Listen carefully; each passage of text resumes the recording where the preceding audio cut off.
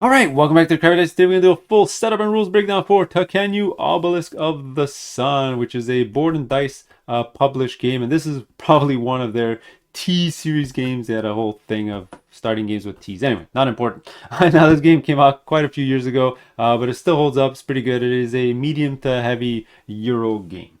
Now at its heart, if you don't know what this game is, it is a dice drafting game. I don't have the dice out just yet, but we're going to be drafting dice around this obelisk, which is going to be telling us which actions are available depending on where we took the dice and how strong the action is going to be. All right, now this is going to be a setup and rules breakdown. Click the link below. I'll probably do a 2-player playthrough, and I will also be covering the expansion, so click on the link below and it'll take you to those videos directly. And like usual, before we start, please like, subscribe, and comment on my YouTube channels. That would be fantastic. All right, so let's start with the setup. All right, first things first, obviously, put out your game board. All right, next we're going to tackle the obelisk itself, how to set up the dice, the tokens, and stuff like that. So you're going to have this obelisk ring type of thing. It is double-sided. I would definitely suggest always play with the dice explanation side up, just so you don't have to memorize these dice colors. I don't know why you would want to. It just makes things a lot clearer. Then you just place the obelisk on top. All right. There. Once you're set up, just spin this randomly and make the arrow, close your eyes, stop, and then make the arrow point at one of these lines. All right. All right. These two tokens are going to signify when you hit halfway of the game and when the game's going to end. So this is placed 4 lines away from the starting one. So 1, 2, 3, 4. So this one's going to sit right here. And then 4 away from that one is going to be final scoring. So 1, 2, 3, 4. All right, so these are general reminders just to the players. All right, but this is how we're going to start. All right, after that, you're going to draw from the bag 3 dice into every sector. All right, 6 sectors out there, 18 dice. This bag does need to be pre-seeded depending on the number of players. If you're playing 4 players, it's all the dice. 3 players, you can check the rulebook, but I think it's 2 gray dice need to be removed. And like I'm doing here, because I'm showing you a 2-player setup, 1 of each color dice does need to be removed. I'll just show you how this is done for the first sector, and then I'll just fast forward the whole video. So I'm going to fill out this section here. You're going to roll the dice. All right, and this section here is saying brown and black are forbidden. So brown and black are forbidden, and gray is tainted. Gray is tainted. You're going to do the exact same thing for every sector. Maybe I'll just show you one more sector. Maybe the one right over here. You take 3 random dice. 1, 2, 3. And roll them. And then it's going to say here, so tainted is going to be everything but yellow. Oh, and brown. So it's just white. And these are pure dice. So the white symbol here means pure, and here you have yellow and brown. All right, I'm going to do this off camera. I'll be right back. All right, dice done. All right, let's fill up the rest of the game board before tackling the player pieces. So up here is called the Horus section. You are given these Horus tiles. There are pre-printed ones on the board, so for your first game, don't even put these out. Just use what's pre-printed. For a more advanced play, shuffle them, and then place one on each spot available over here. Next up is going to be the raw pillar tiles. Shuffle them, put one on each of the 3 spots. These are going to be built over here on this section over here. For the area over here, there's nothing to do except put 2 gold pieces. For the area over here, I'll get back to it later when we talk about player pieces. Down here, you're only going to fill up the white and red sections, all right, because that's where our population is at most. So you're going to shuffle the decks on the side of the board. And you're going to put face up in these 2 areas. These are called blessing cards. So I believe there's 4 blessing cards, and there's going to be 3 technology cards. And so I don't forget, if you are playing solo or 2 players, there are a couple of cards you do need to remove from the these 2 decks. And finally, the last section over here, you do need to put just 3 gold tiles. All right, that's going to be it for the main game board. For the personal supply or personal components, each player is going to get their player board. They're going to get a ton of statues, buildings, pillars, put them exactly how you see them. These are called the resource markers. Put them all on the 2. Everyone's going to start with a gold and a Scribe, you're going to hand each player 2 Decree, which are endgame scoring cards. These are the ones with the gold backs on them. You're going to pick one of the 2. I'm not even going to look at them right now. Let's just pick randomly this one over here. Put them beside its board. The other one you're going to put underneath the deck. You're going to place their happiness marker on the 2. You can see a little man over here. Starts on 2. And their population is going to start on 5, which is the bigger meeple over here. And the last thing you need to do before you start is figure out your starting resources using these starting cards, your starting Ankh card as well, and figure out the turn order. All right, so the way this is done is you're going to shuffle up all these starting cards. All right, you're going to turn over 2 times the number of players plus 1. So we're playing a 2-player game, so only 5 cards. All right, so if you're playing 4 players, it would be all 9 cards. All right. And then in reverse draft order, you're going to draft some starting resource cards. All right, so let's just say pink goes first. So pink can grab this card, then blue can grab this card, and then blue can grab this card, and then pink would grab this card. All right, so these are going to be our starting resource cards. You're going to grab all the resources indicated on these cards. All right, and also, you're going to see numbers up here. The person with the higher number is going to pick the Ankh card first, and they're going to be first to actually act in the game. All right, so here blue had 13, pink had 11. So obviously, let's give this to blue. Let's give this to pink.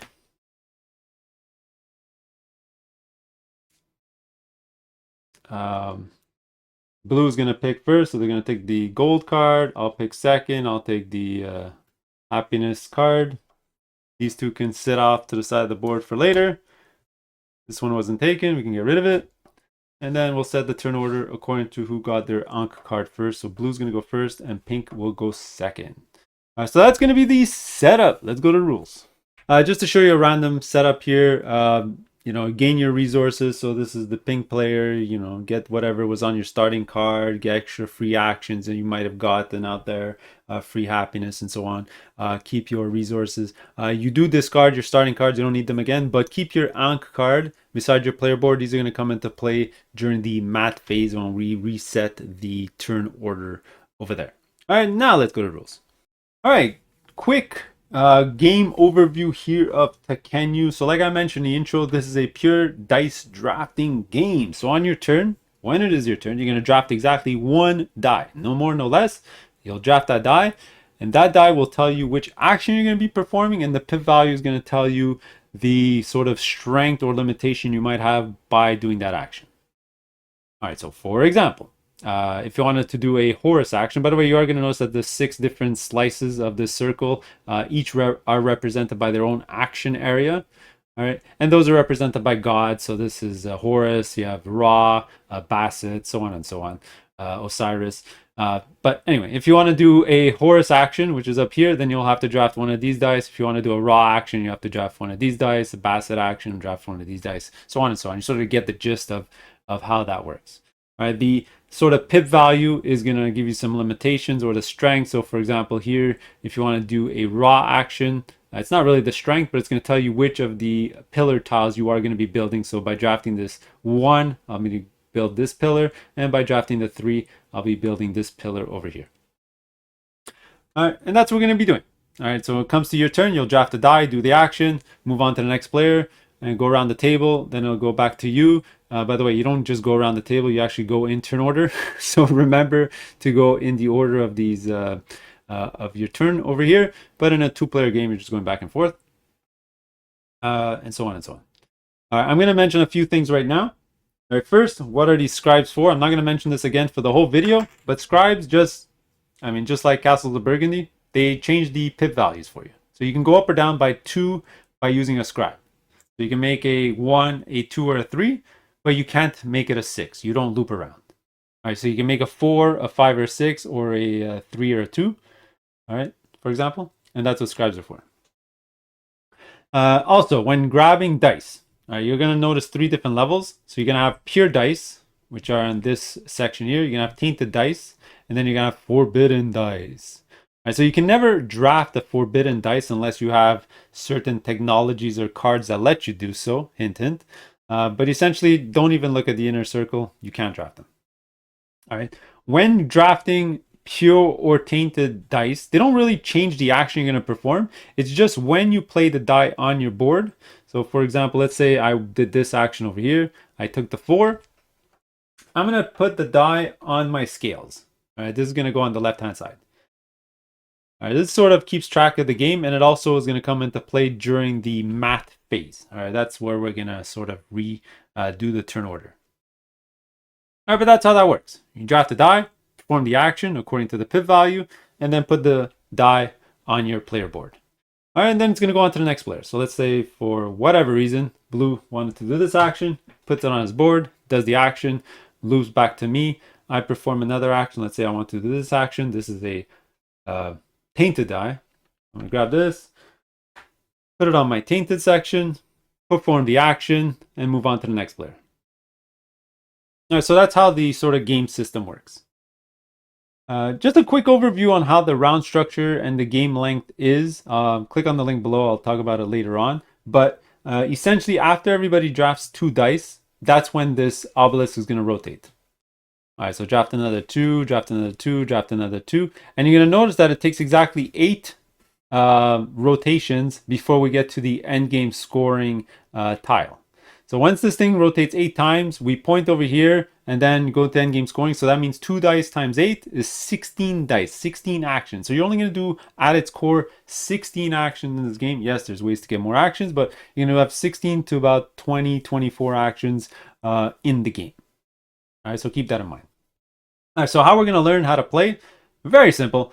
I'm just going to go into each of these different 6 sections, show you the rules about that. I'm going to go into a lot of detail on the round structures because it's a bit confusing. That'll be in the later on. And then we're going to talk about endgame scoring. And then you'll know how to play Tekhenu. All right, so let's start off with the Horus action up here.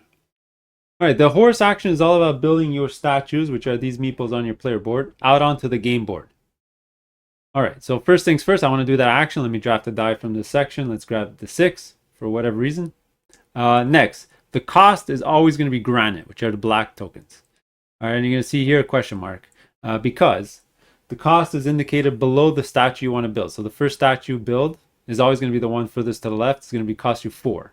Then after that, once this is built, the next one's going to cost you 3. Next one after that's 2, 2, 3, and 4. All right, so for example, this is going to be my first statue. It's going to cost 4, 1, 2, 3. I did forget to mention this in the intro. I'll mention it probably in every single section now. Gold is wild. So this is going to be my 4 granite. I'm going to take my statue and put it out onto the game board. All right, next I got a couple of choices. The pip value either indicates the god I'm going to worship, or I can go worship the people with any die value. You see there's a question mark. All right, so let's say I want to worship a god. You're going to place this statue in front of that god. So a 6 would equal Thoth. Just match up the symbols. I'm going to go there. Boom. In a 2-player game, as you can notice, it's first come, first serve because only 1 statue slot is available for every god. In a 3-player game, you can see here 3+, 2 are available for every god. And in a 4-player game, all 3 are all available for every god. And the reason you want to build and worship gods is that in the future, whenever anybody else performs that action, you're going to gain the benefit out onto the track over here. All right, so for Thoth, you will get a scribe. All right, get that from the general supply and keep it. All right, there's a little quirk depending on the player count. It's a little bizarre, but if you're 2 players, it's also when you perform that action, you get the benefit. In a 3-player game, it's only other players, but you get the benefit now once. And in a 4-player game, it only ever triggers when other people do that action. All right, so keep that in mind. You might want to take note and not forget. All right, so that's worshiping a god.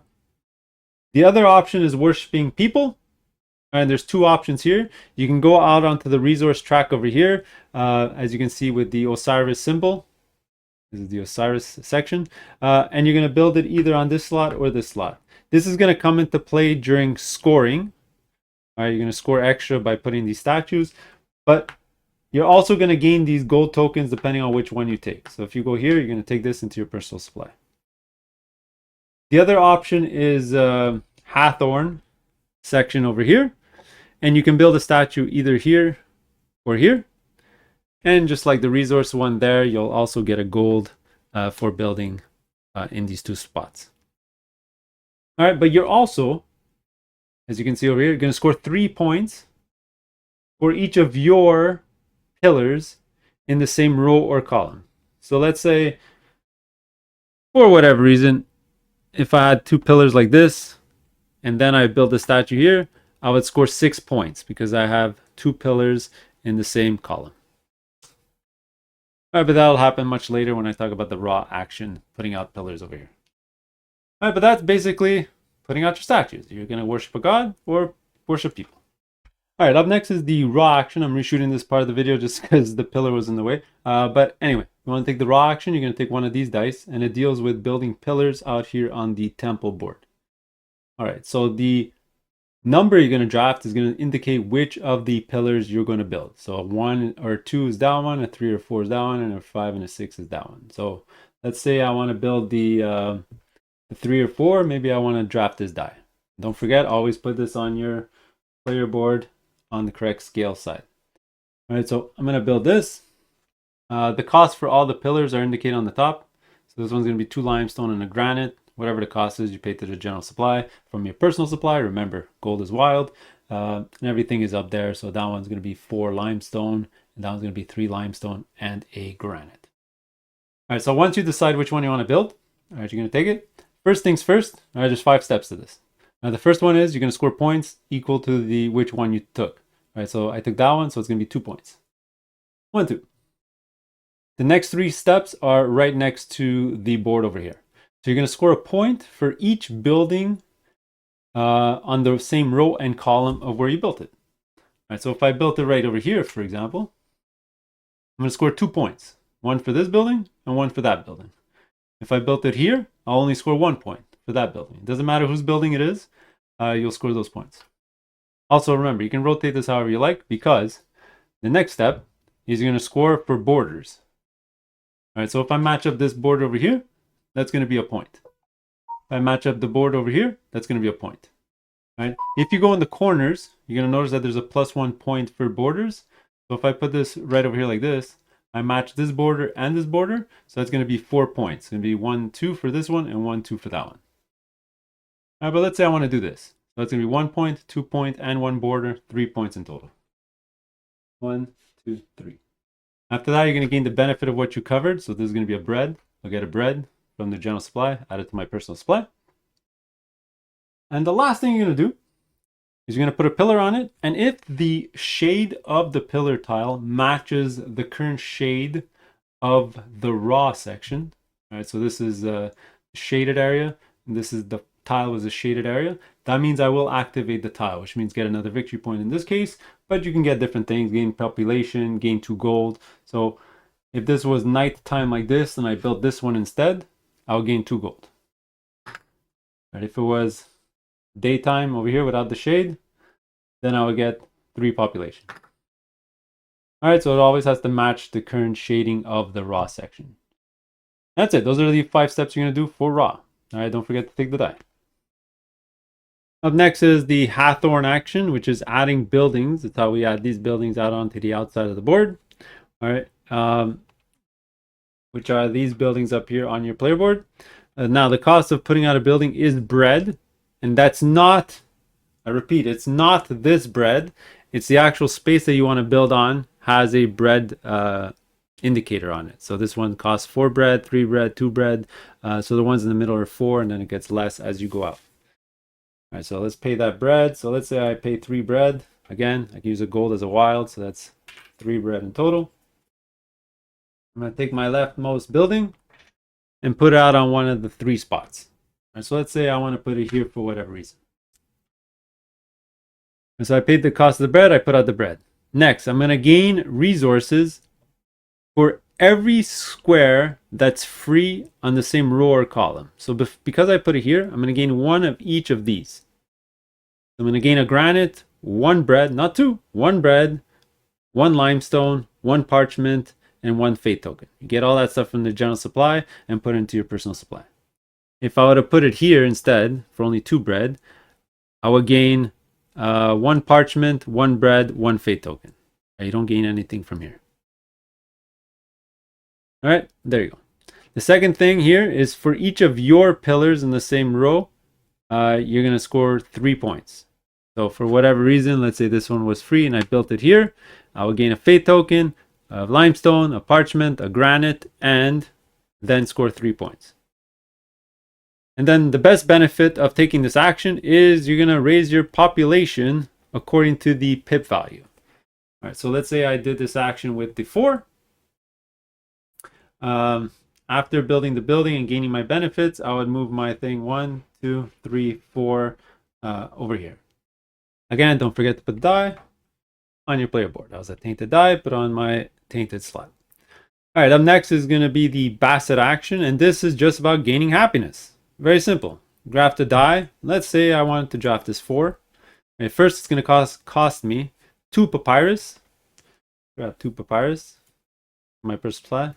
Or remember, gold is wild. I'll say it every time. Say this, put in the general supply. And then raise my happiness according to the pip value that I took. So this is a 4. Happiness is indicated by the little token. So you go 1, 2, 3, 4. And again, this can never go past your population. So that's why you want to sort of raise your population. So you can have extra happiness. If this was still on 5 and I gained 4, 1, 2, 3, then I would only gain 3. But I'd raise it to 9, so I would gain the extra 2. All right, for whatever reason. After that, you're going to look down here, and you're going to gain scribes according to your die value. So because I took a 4, I'll grab a scribe. Grab it from the general supply, add it to your personal supply. That's pretty much it for Bastet. Pretty simple action. And don't forget, take this, put it into your board. All right, up next is Thoth. Thoth is all about grabbing the cards from the board display over here. You want to do a Thoth action? Grab one of these dice. All right, and the pip value is going to tell you how many cards you're able to take. All right, but it's also going to cost you more in papyrus. All right, so if I take this 5, for example, I'm going to have to give up 3 papyrus for 3 cards. All right, I got 3 papyrus. Remember, gold is wild.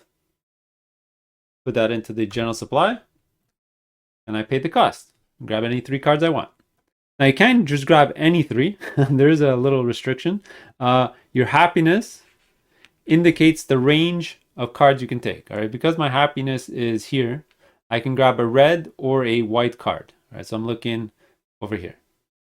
If my happiness was here, I can grab a green, red, or white card. So I can look at all of these.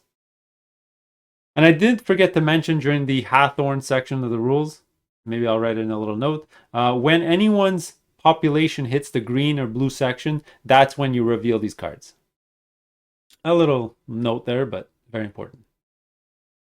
All right, so let's say my happiness was here. I grab any cards I want out here. So 3 cards. You can grab blessing cards, technology cards, or decree cards. All right, those are the 3 different types. Blessing cards are one-time use. When something happens, do something special. Use them, toss them away. Technology cards are ongoing abilities. When you do something, you gain a benefit. These stay in front of you forever. Keep track of your extra benefits. Decree cards are endgame scoring. Very important cards. All right, at the end of the game, you score extra for whatever reason at the bottom. Okay? When you take those cards from display, you just refill them from the draw stack. And there you go. Don't forget, again, like usual, take the die, put on your scales, depending on which type it was. Lastly is Osiris. And that's about putting buildings. So instead of building buildings here, you can build them in the production area over here. Now, throughout this video, I never mentioned something very important. You don't have to use a die for the action. You can use it to gain resources. And that ties with this table over here. All right, but let's talk about this table first. And in the next section, I'll talk about gaining resources. All right, so how do we get buildings out here on the board? All right, so the first thing you need to do is pick your die that you want to take. So for example, let's say I took the 3 die for whatever reason. Okay, so now I'm gonna have to pay 1 happiness to put out a building. That's the cost of a building, just 1 happiness. Over there it's bread, over here it's happiness. So you take your happiness, you move it down. Obviously, if you're at 0, you cannot take this action. Right, but I paid my happiness, which means I can put a building out. And grab the building, leftmost on your track, and you're going to put it on the same row from the number that you took. So if I took a 3, you're going to put it on this row over here. All right? And the space you cover up is going to tell you which production tracks you're going to gain. All right, so if you look at here, it's a granite and a limestone. Here it's a granite and a limestone. Here it's a bread and a parchment, and here's a bread and a parchment. So let's say for whatever reason I wanted to put it here, which means I'm going to raise my bread and my parchment production by 1. Parchment bread, so this is going to go up by 1. This is going to go up by 1. Up next, right above it, it's going to say an immediate benefit you're going to gain. I'm going to gain a bread. Get that from general supply, add it to your personal supply. Boom, that's it. That's what you're going to gain. You're going to gain production tracks, and you're going to gain maybe some resources that are out here right away. Now, the first person to build something on row 2, you're also going to gain a gold token, right? Which is nice. So if I put it here, I'll gain this gold token, but only if it was a 2. And that's it. After performing that action, take the die, don't forget, put on your scales. All right, so those are pretty much all the actions. I covered them all 6. How they work, how they interact with each other, what you're going to gain, what you're going to lose, what it has to pay for, the points you're going to score. Next is the other option. The other option is grabbing a die for the resources. All right, so you're going to forego the action and just gain the resources based on the color and the pip value of the die.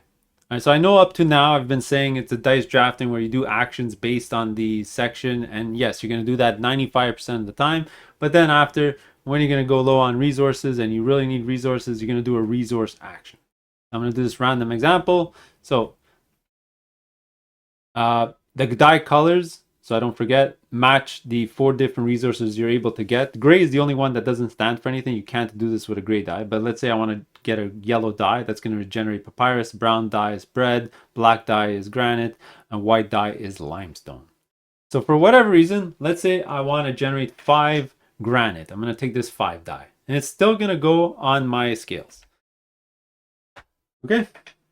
Now, what's important to note is that's why we talked about this production before. All right, this ties with production. All right, so I grabbed the 5, which means I want to generate 5 granite, but I can only produce 2 granite. All right, granite's down here, which sort of sucks, which means I'm only going to produce 2. And the excess, so 3, what do I do with them? Well, guess what? They go on my tainted side. All right, this is going to come into play when we talk about the math phase later, but it's going to drag me down. I tried to get more than I can produce. Now, these resources are not available to me. I can't use them. These are just negative scale balance when we talk about the math phase. All right, that's it. So even though I took a 5, I'm only going to generate 2. The extra 3 is going to go on my scales, and that would have been my generate resource step. So maybe it would have been more logical for me to produce papyrus, so I don't throw any papyrus away. But I really wanted granite, so that's what I did. All right, so we tackled all the rules in regards to what you can do on your turn and everything. Let's loop back around from the overview and talk about the round structure, because it is a bit complex compared to other games. All right, so as we know, we're drafting dice, putting them on our board. So we'll draft a die, it's tainted die, draft a die, a pure die. Obviously, we're doing this in turn order. All right, but let's just draft 2 dice for the sake of it. All right, so when all the players have drafted 2 dice, that's when you know the round is over. And when a round is over, that's when you're going to rotate the obelisk, all right, to the next sector in between actions. Okay, so you're going to do 3 steps when that happens. All right, 1, rotate. 2, reorder all the dice according to their new shaded areas from around the board. This is the a little bit complex part. It's my least favorite part of the game, to be honest. But for example, this section here, it used to be on the light side, and now it became the shaded side. So all the dice are going to change. So yellow becomes pure dice, and gray stays tainted. All right, this side over here used to be shaded, now it's the light side. So basically, white becomes pure, brown becomes forbidden, and gray stays as tainted. All right, this one changed as well. So yellow is going to go to pure, and white's going to go to tainted. And you're going to do that for all 6 sectors, every single time. After that, you're going to go into the bag, Depending on the player count, you're going to add that many dice to both shaded sections out onto the game board. All right, I'm playing a 2-player game. Take 2 dice, add them to this section here according to their legend. So brown's going to go pure, white's going to go tainted. Next 2 dice over here, yellow is going to be pure, and gray is going to be tainted. Are you going to do that at the end of every single round? So after every 2 dice, this rotates.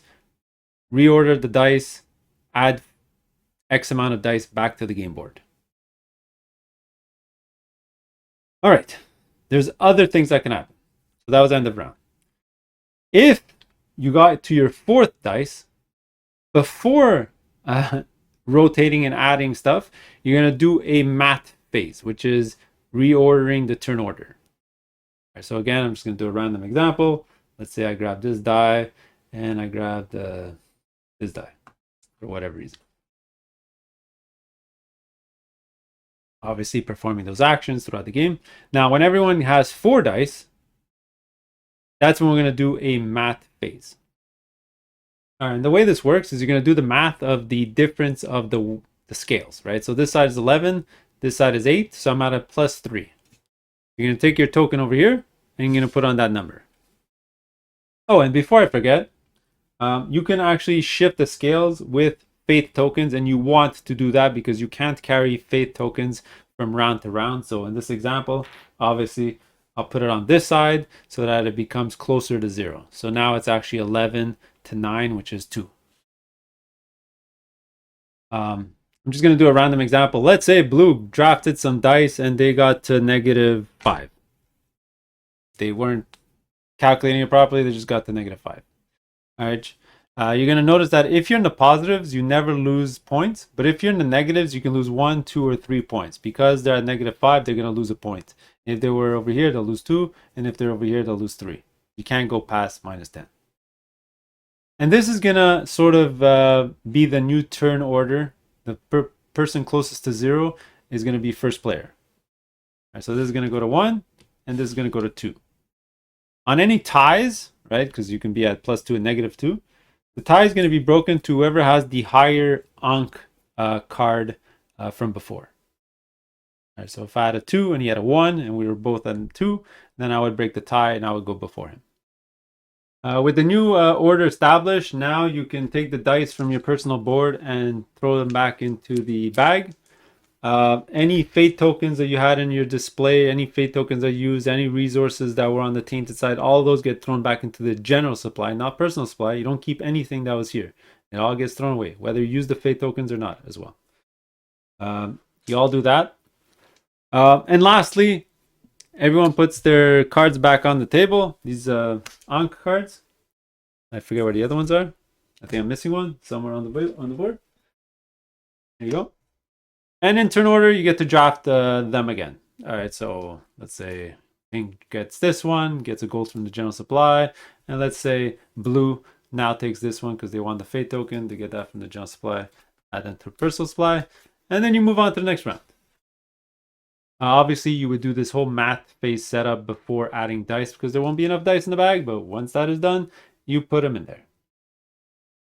And the last thing to talk about is scoring phases. So we talk about end of round stuff. We talk about Maat, which is every 2 end of round. And now the scoring is every 2 Maat. Right? So we would have had 2 dice here, rotated, 2 dice, 4 dice, moved it along. And now we're pointing at mid-game scoring. All right, you're going to notice this token over here. Just a reminder.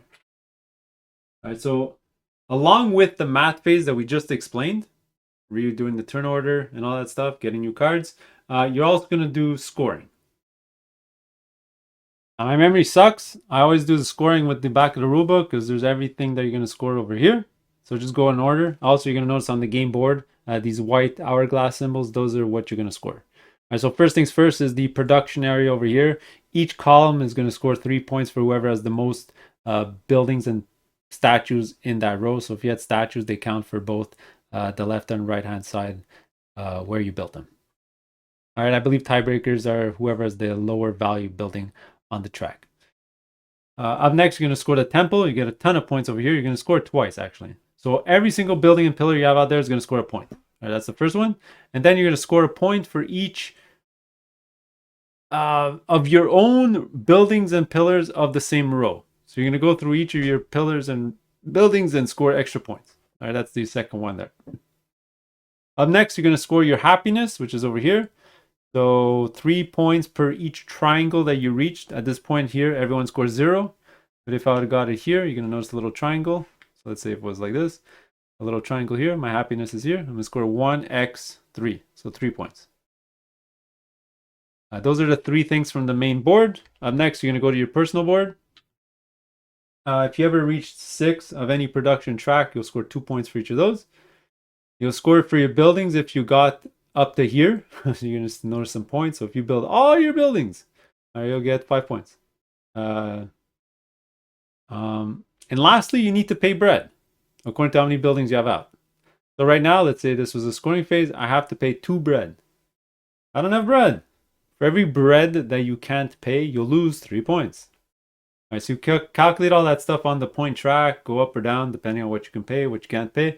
And that's what you're going to do for the mid-game and end-game scoring. Oops, forgot to mention, also score your statues down here. So according to where you got to, just look at the number above it, you'll score that many points. And that's about it. All right, the absolute last thing you got to do is look at your degree cards. These are end-game scoring cards. So you're going to score at most 3 cards. Doesn't matter how many you have. You score 3, and they all have to be different types. So if you're collecting 5 different camel cards, they're useless to you. You only score 1 camel card. It prevents you from going down the same track or the same area many times. So, you can score 1 camel, 1 bird, and 1 snake. All right, for example, and just pick 3 cards, score them. Obviously, the ones that score the most points. Whoever has the most points after that is going to win the game of Tekhenu. So those are the rules.